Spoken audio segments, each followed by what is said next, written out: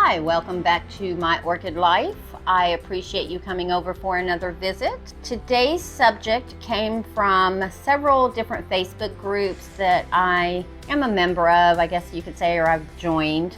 And a lot of times when people post, what's wrong with my orchid? The first thing people come back with, you need holes in the pot. It needs aeration. You don't have holes in the pot. That's why the leaves are turning yellow. Or that's why it won't bloom, or that's why it's not growing. Whatever the issue is, usually one of the first answers is you need holes in your pots. So I don't think you need holes in your pots all the time. If you are a new orchid hobbyist and you are just starting with growing orchids, yes, holes in pots can help you out, simply because if you do tend to overwater, it'll help get the extra air in to help dry that media out. But the holes in the pots isn't really the key. It's what the media is on the inside and how you treat that media inside. Orchids that grow in, say, leca or semi-hydro or water culture, 99% of the time, the roots are always wet. Even cattleyas who are known to like a wet-dry cycle. So it's how much air is around those roots while they're wet. So it's not so much that the roots aren't drying out. It may be the roots are staying too wet with no oxygen. And what happens is if you pack your media too tight, say sphagnum moss for instance, and you keep it too wet, there's no air pockets to create oxygen for your plants. So that is where holes in your pot would come in handy, because it'll dry that moss out a little bit quicker, and once the moss is dry, creates those air pockets. For instance, I have my Phalaenopsis looseberry orchid house that I got from Orchids Limited, their website Orchid Web. She is in 100% moss. However, it's not packed in there, it's not tight, it's still nice and fluffy and airy. So I don't keep it soaking wet. This I probably water since I've gotten her, I've watered her twice, and I've had her for a little over a month. So let's say every 10 to 14 days I've been watering her. That is because moss stays wet a lot longer than bark, because it is more wicking and it holds that water. However, if you look really closely, I also have a lot of air pockets. Like there's a big, huge air pocket here. There's some air pockets here, but you notice something? There are no holes in this pot. She's doing just fine. The holes, the roots are still growing that came with the pot. So if something started happening to this orchid, say the leaves started turning yellow, I'm not going to assume it's because I don't have holes in my pots, because the roots aren't breathing. These roots are not dying off. They're still green and lush. They're still growing. Again, it's the media that you use in the pot. Now, when I first started, all of my pots had holes in them, and that was because it helped to aerate and get everything dried out faster. Another example, so this one here has some slits in there, if you can see them. They're really tiny little slits right here. So that does allow a little bit of aeration in there. And this here is a mixture of bark and moss. When I first put this Dendrobium no ID Phalaenopsis in this pot, she had one root. So I added moss in here, but the small bark chips also act as spacers to allow air, if that makes sense. Since then, I can actually take her out and repot her and put her in all bark, because as you can see, she's got lots of roots growing in there. However, she doesn't need to be repotted.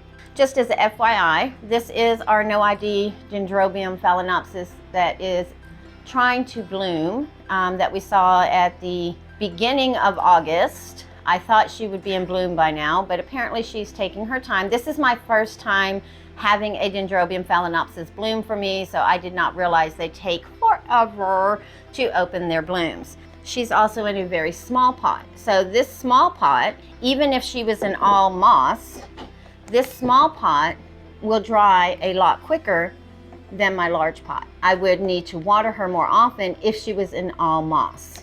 Another example is my Scary here.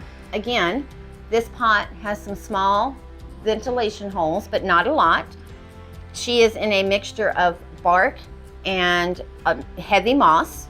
Her roots are doing well, and how I determine when I need to water her is I look at the moss. So I don't really judge the top moss because the top is going to dry out a lot quicker, simply because the bark chips are up here. I look at the moss at the bottom, and once that starts drying out and I see several dry spots throughout the pot, then I will water her.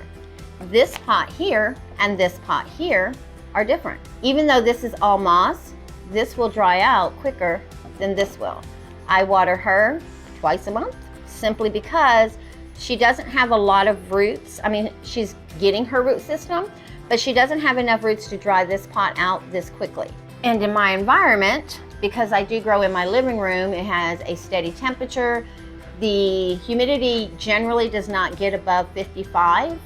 With the AC running in the winter time, it generally stays around 35, 40, and I do use a humidifier. But because it's not dry, super dry in my environment, my plants don't dry out as quickly. Now we have another Oncidium type here that is in, is it all moss? It is. So this is all moss. However, there's aeration holes in this one, and the decorative pot she sits in has holes in it as well to allow extra air. And the reason for that is this is a large pot. This Oncidium did not have a lot of roots going into the pot. It's actually two that was split originally and I put them back together, but there weren't a lot of roots in there. Oncidiums in my environment tend to take off once I put them in the moss. Now this right here, I only water a little bit around the edge. So the middle is not as wet as the outside, simply because yes, she's absorbing, but if we were to stick our finger in and feel, it's more damp than it is wet, even though the outside looks wet. Then we have this one. There are no holes in this pot. However, we have, and I can't see, there's a root right here. So we have this little root here that she came with. This is all bark, perlite, and charcoal. She came out of moss. So if I were to have put her in bark, perlite, charcoal, and then also had the aeration holes where she dried out a lot quicker, then it would take her a little bit longer to adjust to her new media of bark, because without having the aeration holes, the bark stays wet a little bit longer, but it still allows that air or oxygen to get to the roots. And then our last example, almost knocked my bloom off, I would have been so upset, is this Cattleyas, a Greek wax silk ball that is in a clay pot. Yes, I have these little drainage holes here, but they're not really big enough to make a difference. She's in large bark and perlite. And the thing is, this is an unglazed terracotta pot. So unglazed terracotta pots allow breathing to go on. So there is always going to be oxygen exchange inside this pot. The only way it wouldn't is if I just kept it sopping wet. And then of course the terracotta pot would absorb as much of the water as it could, but then eventually it would stay wet, everything would stay wet, and then you would have a disaster. So it's not a matter of does your pot have holes? It's what kind of media are you using, what is your growing environment, and how are you watering?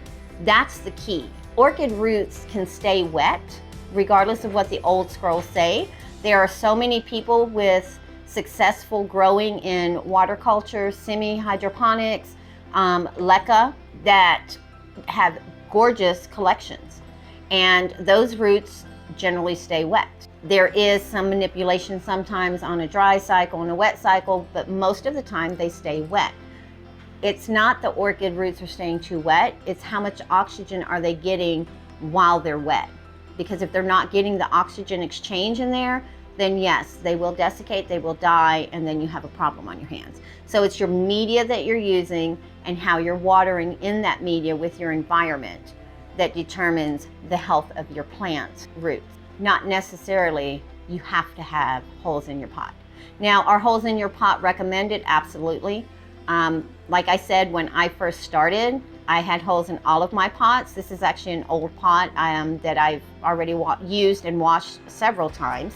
Now that I'm a little more experienced and kind of know how different orchids grow in my environment, I can do different things and use different methods, different medias, different watering techniques.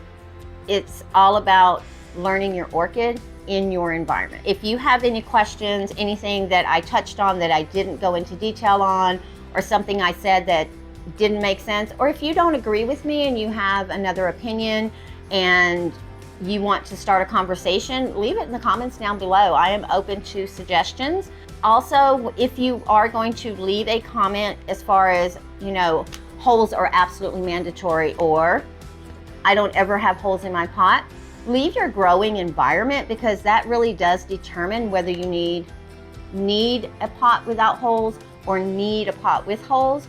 Or if you grow like I do in your home, where you have a very ambient temperature year-round, doesn't fluctuate too much, your humidity is pretty much the same, it's not too high to keep things more wet, let us know that as well, because that does determine the hole or no hole. All right, and with that, we will see you on the next one. Everyone have a great rest of the day.